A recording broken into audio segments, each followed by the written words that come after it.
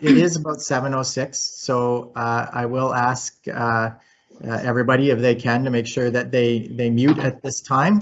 And I will ask Mayor Jackson to kind of kick the presentation off with a few words. Thank you, Bill. Well, hello everybody, and thanks so much for joining us tonight. The water issues in our town have been problematic for quite some time, and we have two water systems, both with their own problems. The Amabel system covers Chesley Lake, Cobble Beach, Huron Woods, and Oliphant. It's a fairly new system with 500 users, and Wyerton has a century-old system with 1,000 users. We've been madly applying for grants, which, if awarded, pays a portion of any infrastructure replacement. We have pipes in Wyerton that are over 100 years old, and they have to be replaced. So far, we've spent millions replacing the pipes under Brown Street and Purple Street. This year, we're doing Mary Street and Elm Street. But for those living in Wyerton, we have a long way to go. And can I remind everybody, please? Just because we're recording this is not the background noise. Thank you so much. So the cost to produce water rises every year, and water are pay systems. It's illegal to make a profit from this service. We charge you the cost to produce it, which includes running the plants, plus we have a company that operates our systems. As you can imagine, the process of providing clean, safe drinking water is no small task. Just remember what happened in Walkerton not too long ago. Our town is not equipped to run our plants or assume the liability. Very few towns actually run their own water systems. So we have a company called Aqua, Ontario Clean Water Agency, and they run both our systems. They take full responsibility for providing safe drinking water. Their services with the assumed liability doesn't come cheap either. And then there's the mechanics of the plants and the highly technical parts, including testing equipment that needs to be maintained and replaced regularly. It's a very expensive operation, and when you don't have many to share the cost, it's tough. So since Walkerton, the government has mandated that each water user pays a reserve amount monthly. This fee is placed into a reserve with the target of accumulating sufficient funds to replace the system when it reaches its lifespan. This will prevent crippling the town and its users financially. There are financial hardships on our systems, and we've been working continually to find a solution.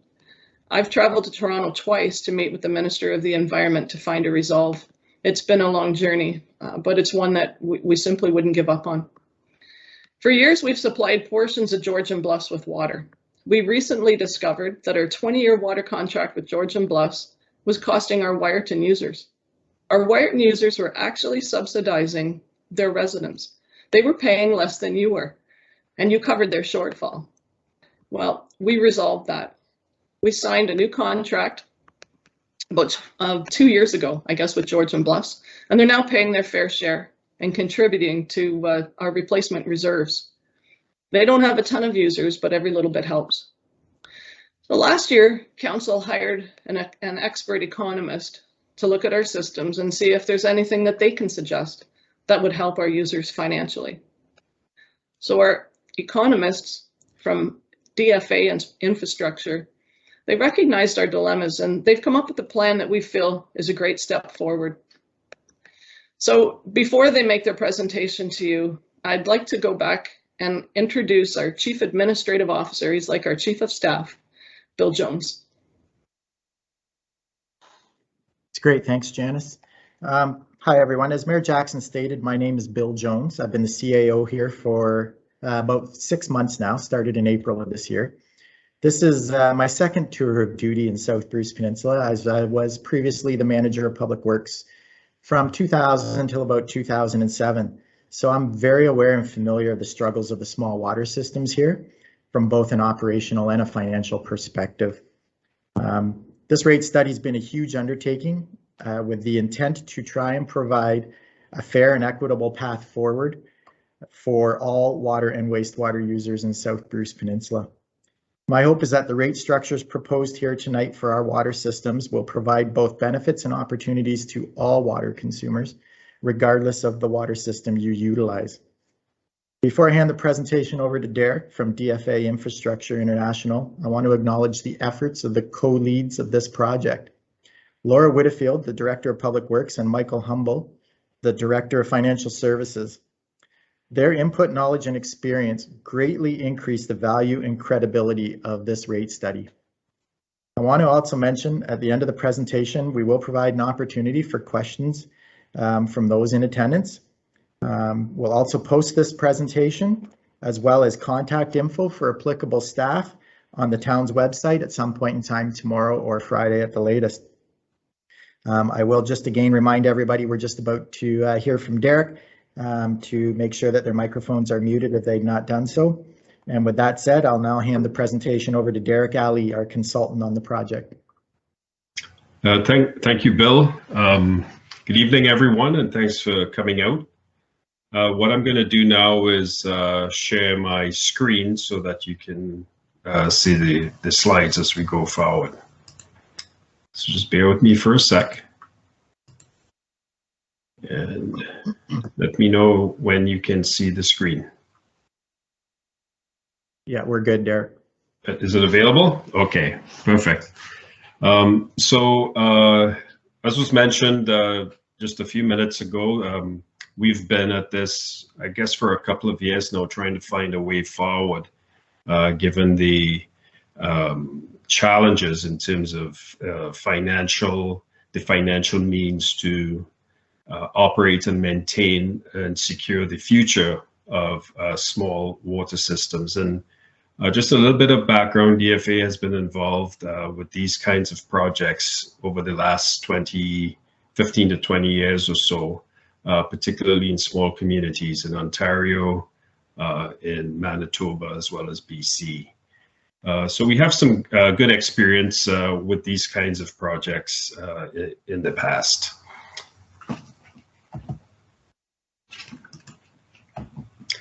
So this evening, we'll go through what assumptions we've made, give you a little bit of background on the customers, a summary of the systems, your current rates that you pay today, and some of the guiding principles we use in order to set the rates going forward.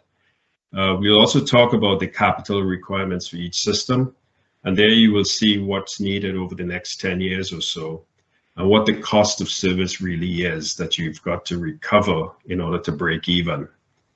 And one of the key things, of course, is revenue stability and ensuring that the town has sort of a guarantee or a reasonable sense that in their budgets, that in the annual budgets, that the money or revenue that is anticipated will indeed come through and not be in a shortfall situation. And then at the end, we'd look at what the proposed impacts would be on the rates, of the rates and charges on you, the customers. So some of the assumptions we've made is we always sort of take a longer period. We look out about 25 years when we do our projections, and that is really to ensure we capture the essence of the types of assets that are part of a water and wastewater system. And these are pipes, they're buildings, the equipment, and these tend to have longer life expectancy. So we try to go out a bit further so we can get a better handle on the picture looking ahead. So in this case, we've gone 25 years, and in some, depending on the type of asset, if it's a pipe, we'll also look out a bit longer, sometimes 50 to 100 years, depending on what the asset is. In this particular case, there was an asset management plan done, which was just completed a few months ago. So that information was instead used to feed into the calculations that you'll see here tonight. For the capital needs, we've used the asset management plan, as I mentioned, as well as the town's 10-year capital forecast. And we did some adjustments to make sure that there's no duplication of costs for instance, the asset management plan may say that you need to replace a pipe within the next 10 years. And then the town and the capital management plan would have a pipe replacement. So we made sure that we didn't count that kind of project twice. We've also assumed that capital financing would be a combination of funding from the cash reserves available to the town, as well as debt financing. And for the debt, we've assumed 15 years at a 3% rate. The target balances for the reserve we've estimated to be between 3 and 5% of the asset value, and which would be the replacement value of the assets today. So it wouldn't be what was paid for the assets 20 or 30 or 40 years ago, but rather if you were to build it today, what it would cost, and the percentage of that would be used as the upper and lower reserve targets. We've also assumed inflationary increases, and of course, as you know, recently inflation has gone a bit higher than over the past few years, but we've assumed over the long term it'll be around 2%, and that's for consumer items. For capital items where you actually get into construction and building, we've assumed 3%, which is sort of the average over the last 15 years or so. For growth, we've assumed new customers, 7 in Wyerton and 3 per year in Amabel. And for the debt limit, the province usually assigns or gives each municipality an indication of what their debt limit would be.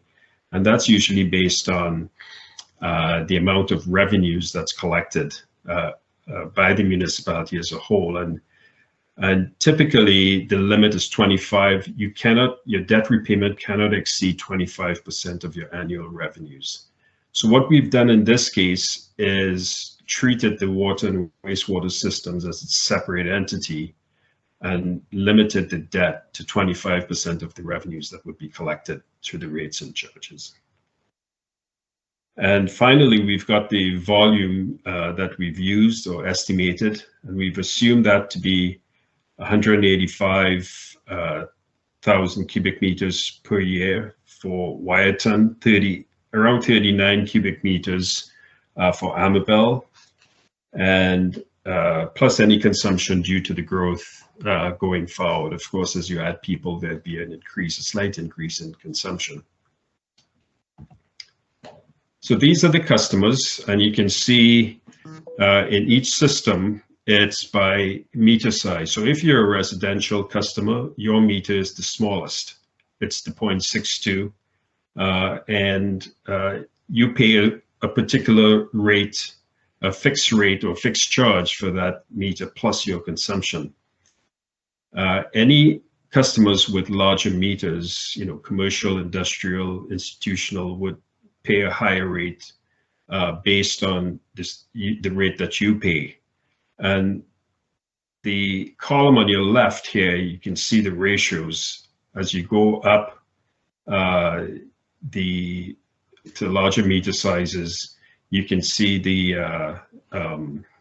sorry, these are not the ratios. These are the number of customers that you'll see in each meter size. So in total, you've got, for Amabel, you've got, as indicated earlier, about 500 customers, Wyerton just about 1,100. And for both systems together, you've got about 1,600 customers to share that, really have the cost of these two systems to carry. And to the right, there's the Wyerton wastewater customers, which is about also 1,100. The current monthly rates, which is 2021, if you are a residential customer, you'll pay the 113 as a fixed charge plus the consumption. The consumption rate for Amabel is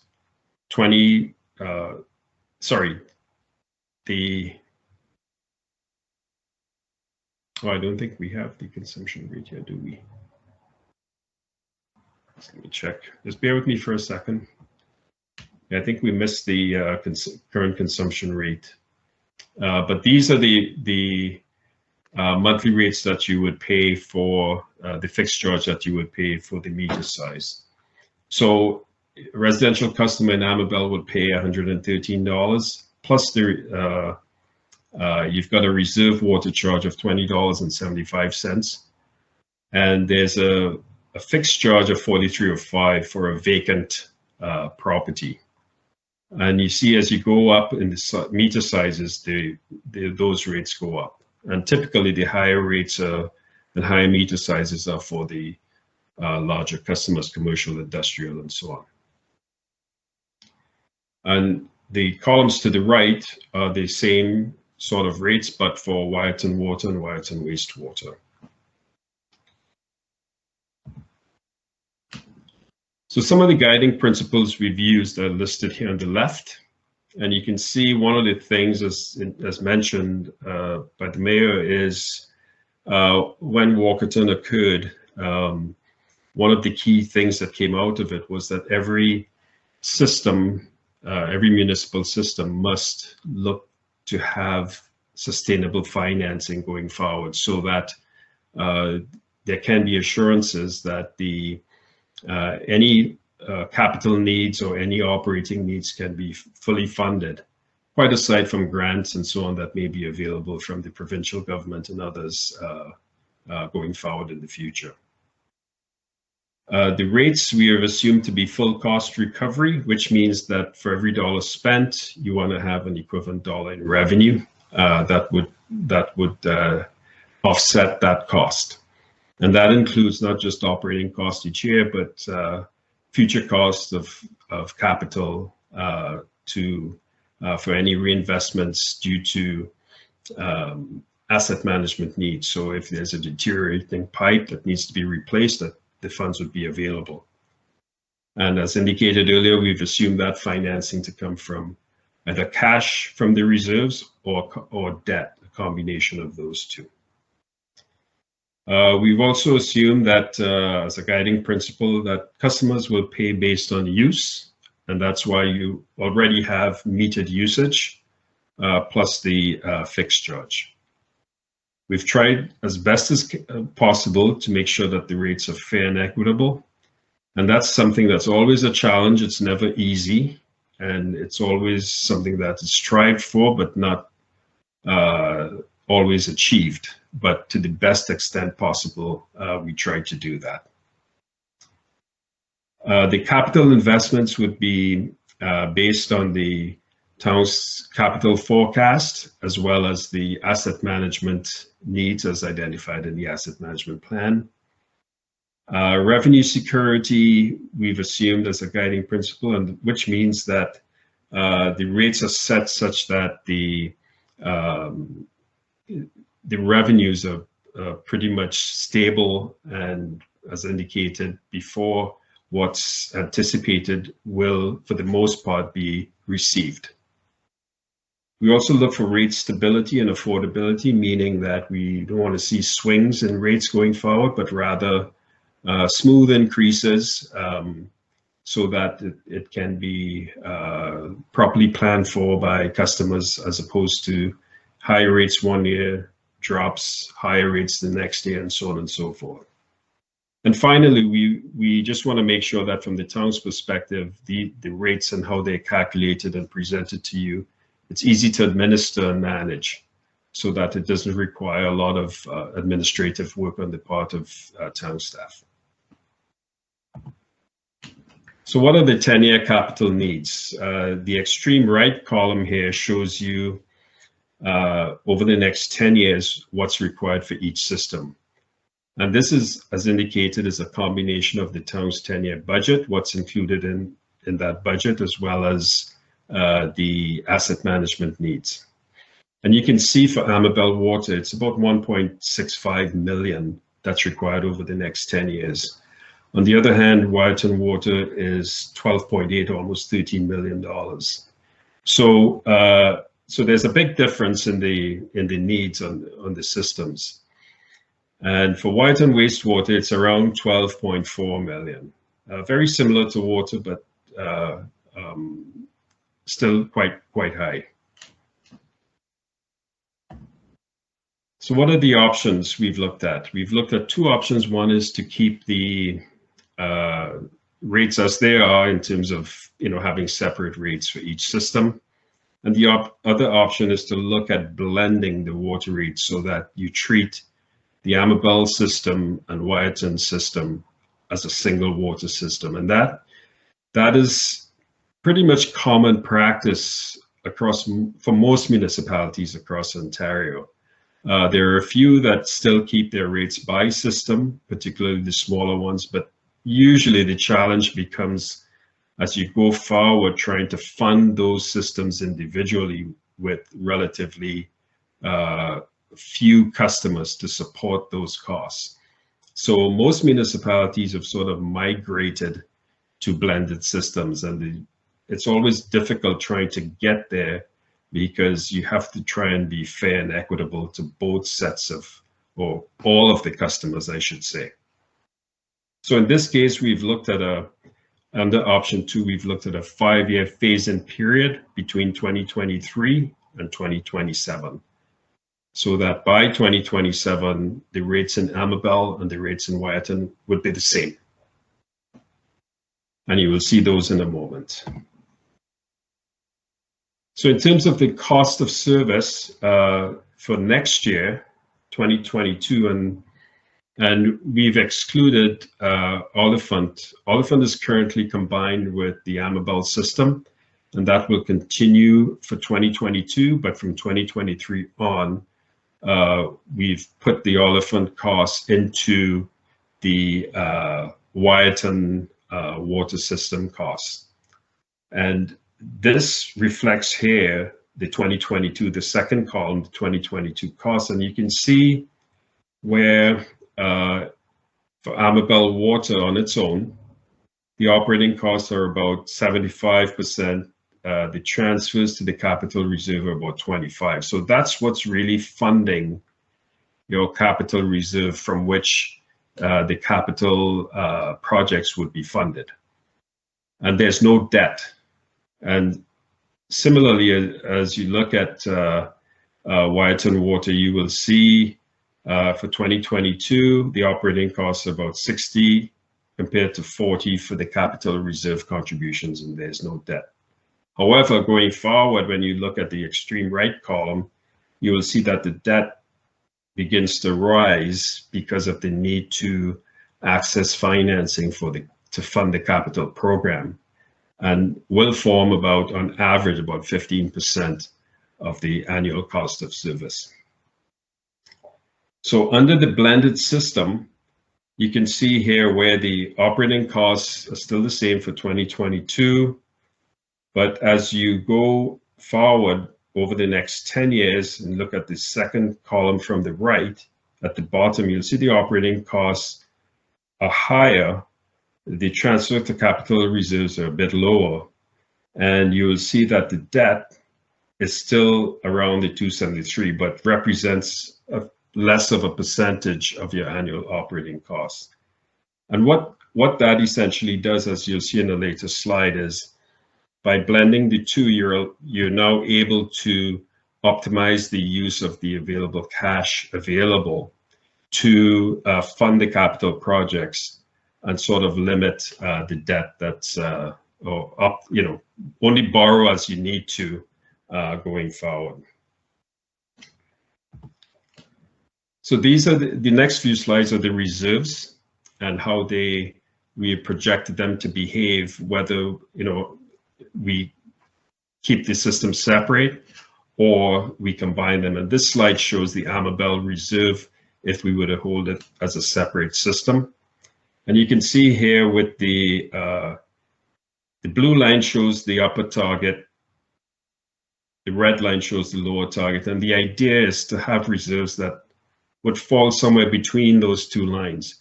In the case of Amabel, you can see the reserve balances fluctuate, but they're well above the target level. And wherever you see a dip, that means the money is being used to fund a capital project for the Amabel system. Similarly for the Wyerton Reserve, the same thing. However, you can see here where it varies widely and it drops off below the desired 3% a couple of times, and then towards the end of that 25-year period, it exceeds and hits about $10 million in terms of a reserve balance.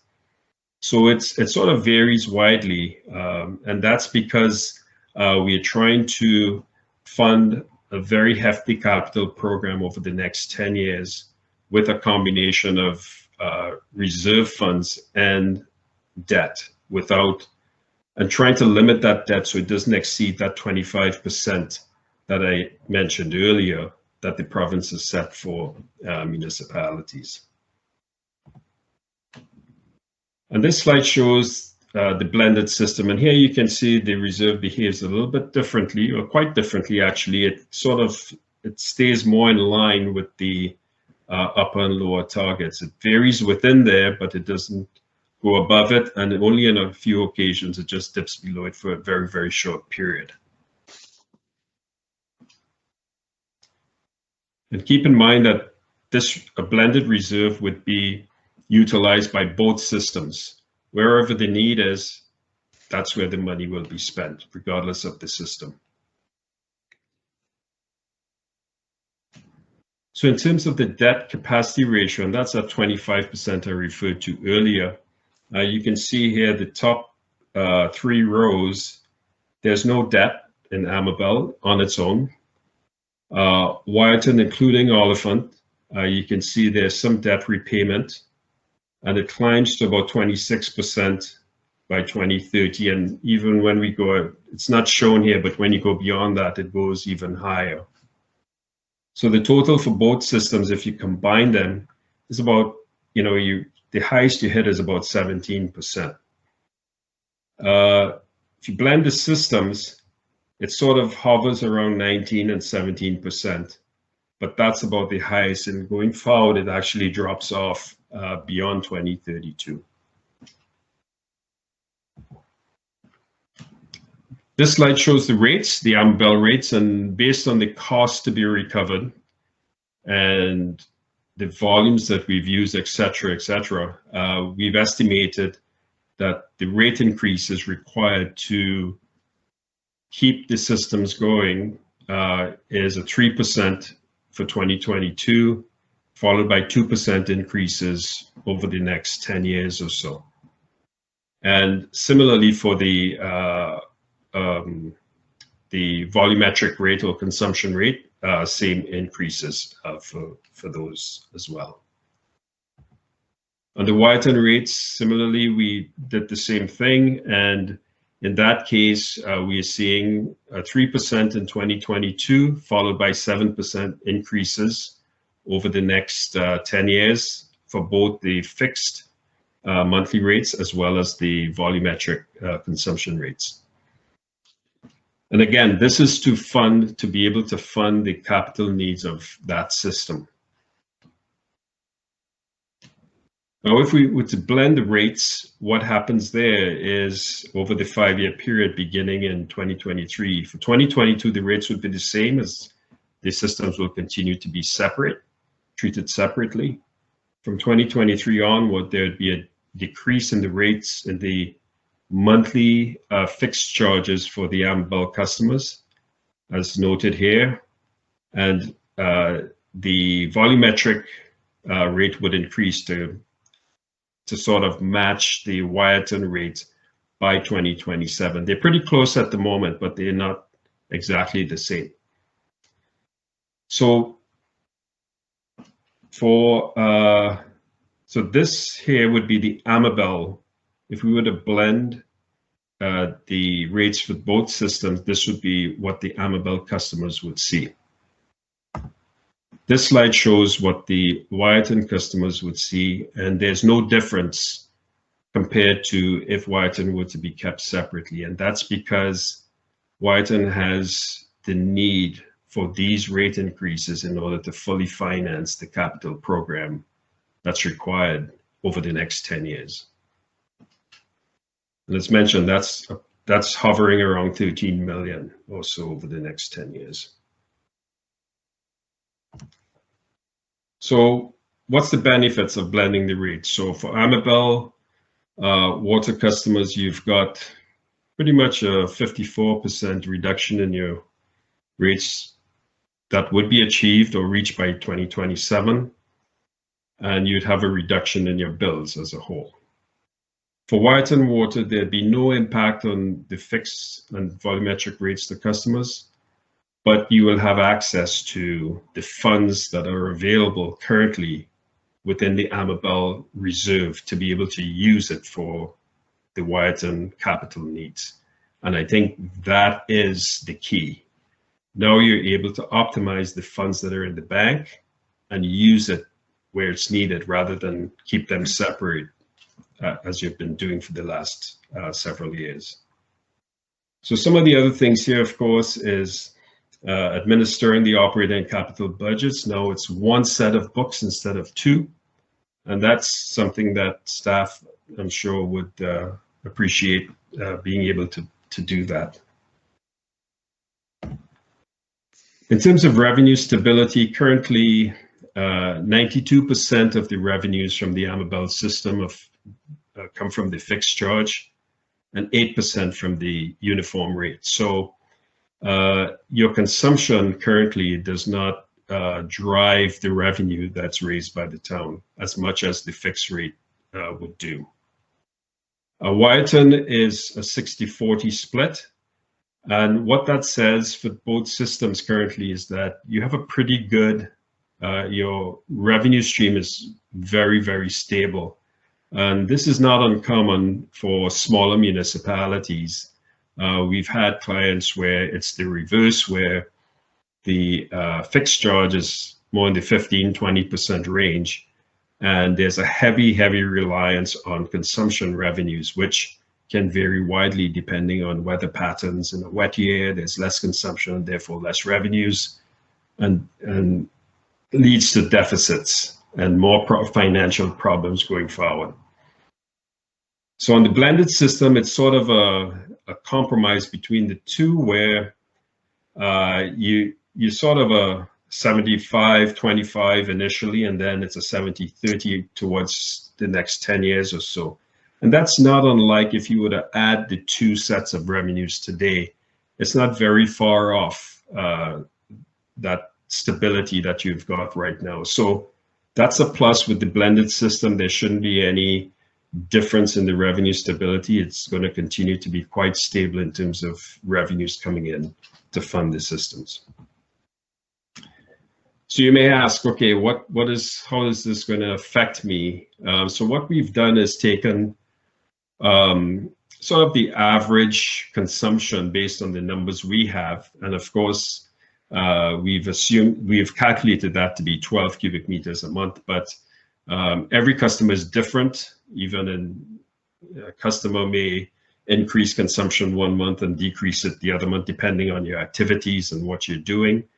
So we've assumed an average consumption of about 12 cubic meters a month. And based on that consumption and your monthly charges, we anticipate that the total charge for someone, a customer who consumes 12 cubic meters a month, would be $140 in 2022, $143 in 2023. So in effect, for Amabel, it's the 2% increases. For Wyton, it's the 7% increases. And blended, you would see for Amabel, it's about an 8% to 10% decrease over that 5-year period, followed by 7% increases once it catches up, or matches, I should say, the Wyton rates. And for Wyton customers, there's no change in what your cost is going to be, whether it's separate or blended. Now we're looking at the wastewater cost of service, and you can see here also a very high cost over the next 10 years. It's around just below 13 million. And the debt repayment here is also, you can see from 2022 to the average, it's going to go up. Currently, it's 7% of the annual cost. it's going to be around 21% on average over the next 10 years.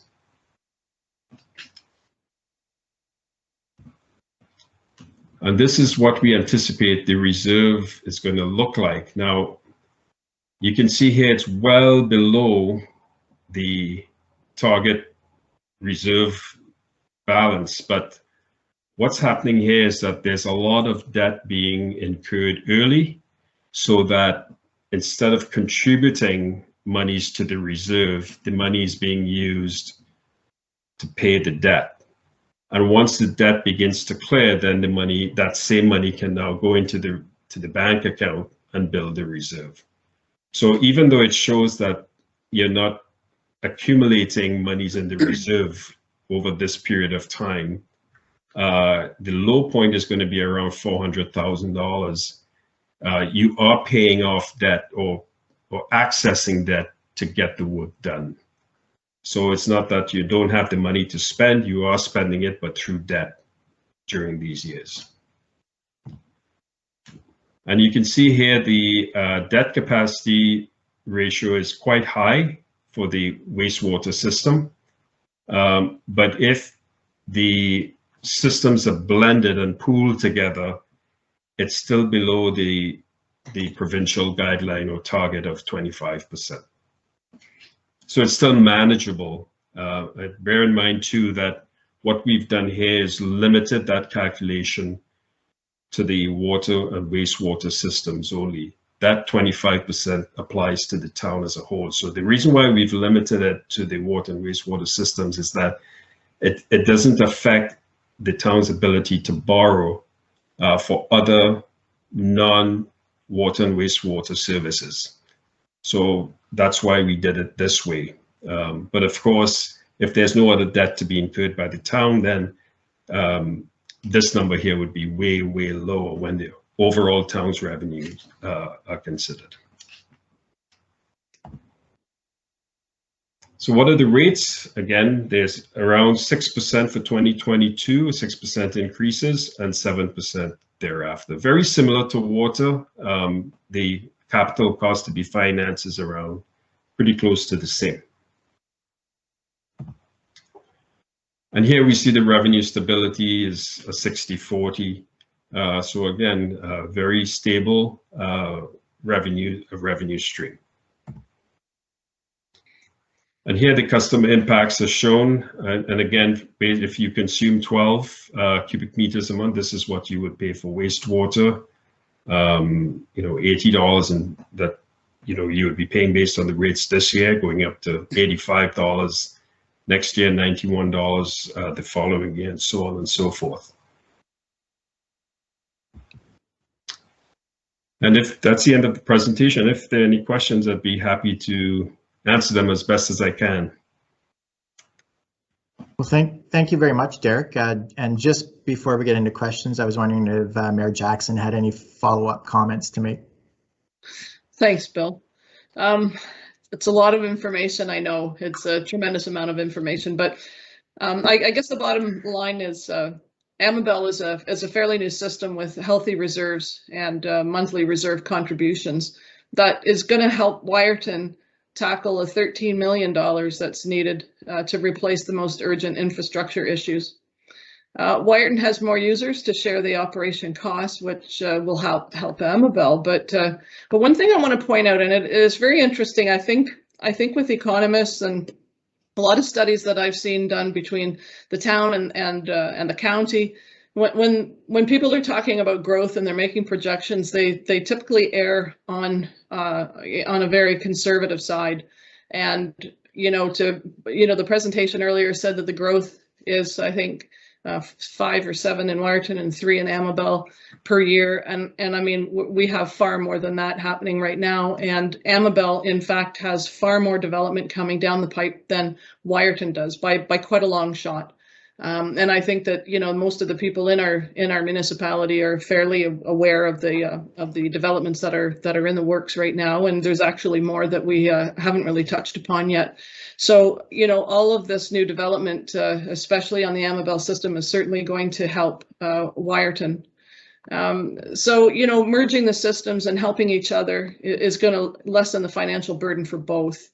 And really, and that's basically all that I wanted to say. And thank you again for joining us. And I guess we'll turn this over to Derek then to answer any questions that you have on the floor. That's great. Thanks.